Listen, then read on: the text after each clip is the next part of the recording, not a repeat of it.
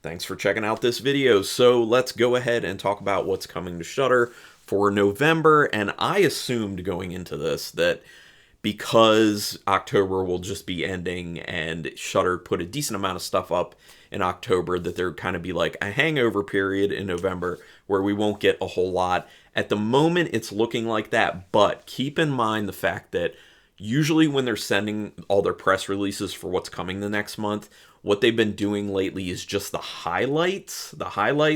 So there's stuff that may not be on there, and then who knows, they may add some more movies because they've done that numerous times in the past. So this is not going to be necessarily everything, but this is everything they sent me in essence. So let's start talking about what's coming to Shudder for November. So the first one, the first two things are their Shudder exclusives and originals, which I don't know if I'm going to end up doing like a review before it comes out of the Boulet Brothers, Dragula season 5. I believe it's season 5. But I do like the show. I do watch the show. I highly recommend it.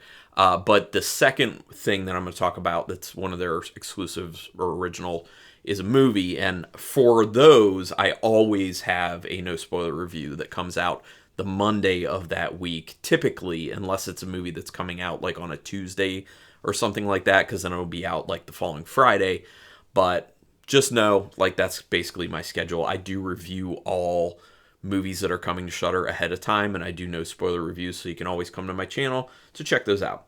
So the first thing is, like I said, the Boulet Brothers Dragula. Now that's going to have a new episode going up every single Tuesday, and I do believe it's starting at the very end of October. It may even be going up on the 31st.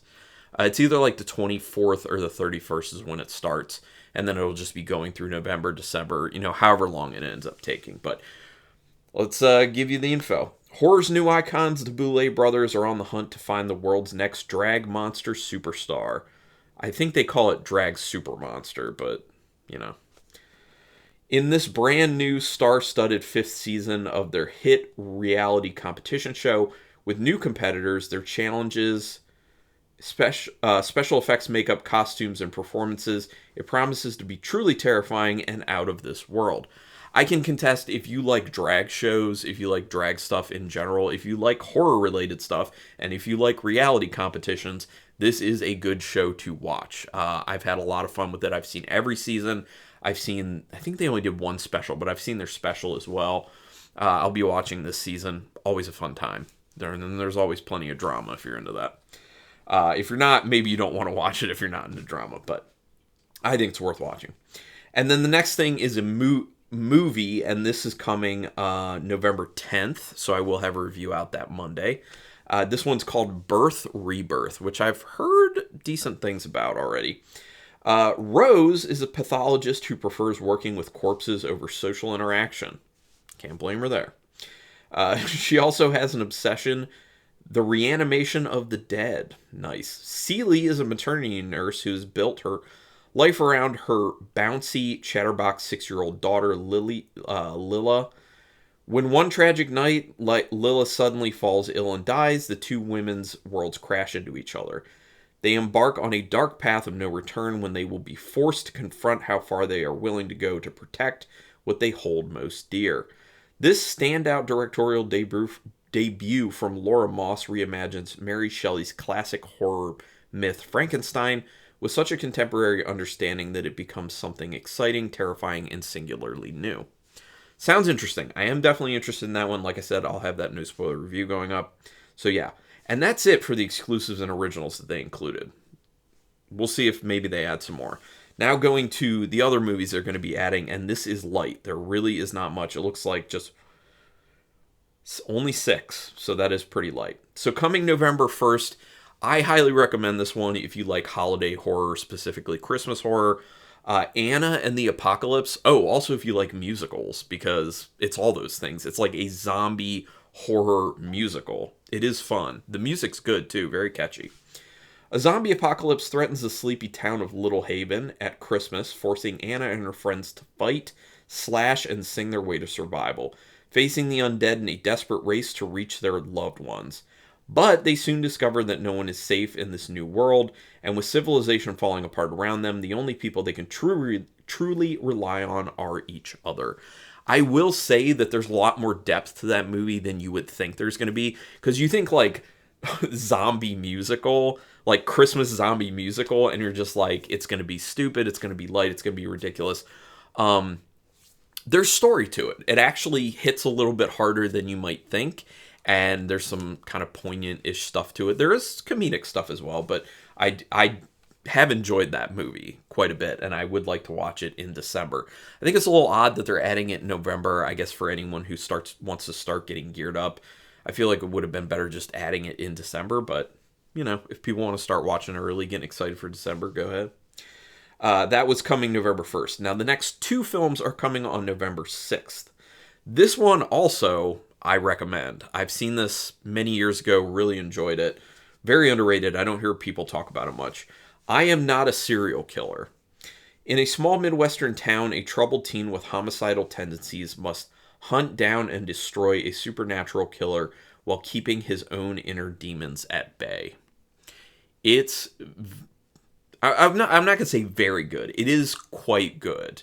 It's a underrated film. I believe that has Christopher Lloyd in it. If you're a fan of Christopher Lloyd, I think he does a great job in it. I think in general, like, really good performances in that movie. Really interesting concept to it.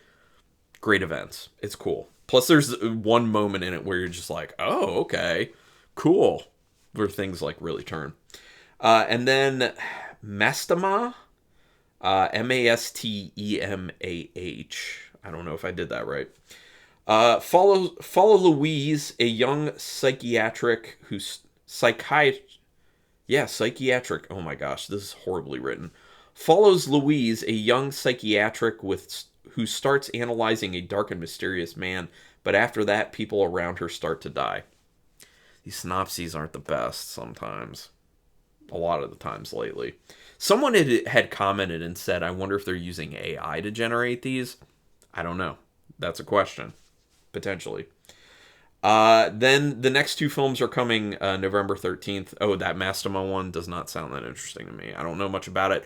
But like with any of these movies I'm talking about, anything I talk about on any of my videos, if you have recommendations, you can put them down in the comments. I am always open. It doesn't mean that I'm going to watch it and review it necessarily, but I will definitely consider that. So please let me know. I'm always interested in what other people are watching. So the next two coming November 13th. The first one is Berberian Sound Studio. A sound engineer's work for an Italian horror studio becomes a terrifying case of life imitating art.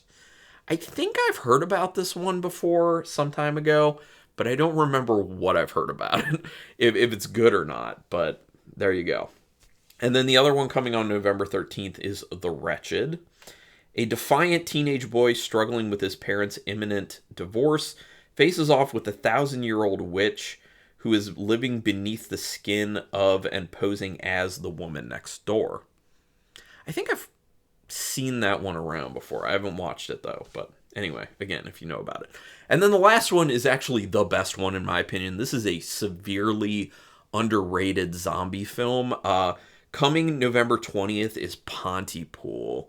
A radio host interprets the possible outbreak of a deadly virus which infects the small Ontario town he is stationed in.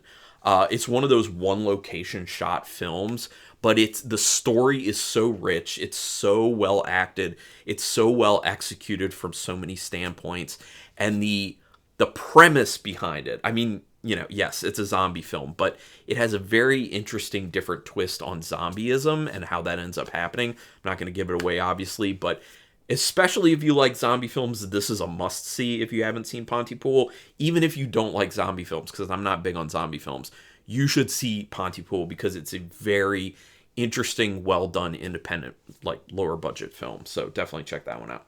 And that's it, sadly. I would love to hear your thoughts. Do you think that they'll probably add more stuff? Was there anything you heard here that you are excited about, that you're not excited about? Also, let me know, what else are you excited about for November? Because it's going to be a little bit depressing not being in October anymore, to be honest. Just saying. But please do me a favor, hit subscribe to my channel if you haven't already. You can hit the like on this video or any video if you like them, even the slightest bit. You can hit the notification bell button because then you'll know when I'm putting up new videos. Yeah, I appreciate all that stuff. And always, comments always welcome, not just comments about what you're excited about, what you're not excited about. But if you just want to talk nerdy horror stuff, totally open to do that all the time. So thank you so much for watching this video, and until next time, keep it brutal.